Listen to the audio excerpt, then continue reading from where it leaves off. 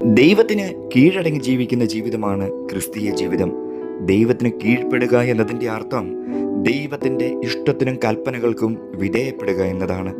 സ്വന്തം ഇഷ്ടങ്ങളെല്ലാം മാറ്റി നിർത്തി ദൈവഹിതത്തിന് പ്രാധാന്യം നൽകിക്കൊണ്ട് വിശുദ്ധിയോടെ, ദൈവഭയത്തോടെ, ദൈവത്തെ അനുസരിച്ച്, ദൈവവചനങ്ങളെ അനുസരിച്ചുള്ള ജീവിതമാണ് ദൈവത്തിന് വിധേയരായുള്ള ജീവിതം.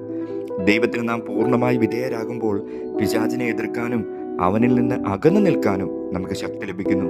നമുക്ക് വേണ്ടി ദൈവം ഒരുക്കിയിരിക്കുന്ന അനേകം പദ്ധതികളുണ്ട്. നമ്മുടെ ഭാവനയ്ക്കും ചിന്തയ്ക്കും അപ്പുറമുള്ള നന്മകൾ പോലും അവിടുന്ന് നമുക്ക് വേണ്ടി ഒരുക്കിയിരിക്കുന്നു. സാത്താനും തൻ്റേതായ ഉപായങ്ങളുണ്ട്. ദൈവീക കരുതലുകളെ സംശയിക്കുവാൻ സാത്താൻ നമ്മെ പ്രേരിപ്പിക്കും. ദൈവം നമുക്കായി ഒരുക്കിയിരിക്കുന്ന നന്മകളിൽ നിന്ന്, മാർഗങ്ങളിൽ നിന്ന് നമ്മെ വീഴ്ത്തുവാൻ സാത്താനും പദ്ധതികളുണ്ട്.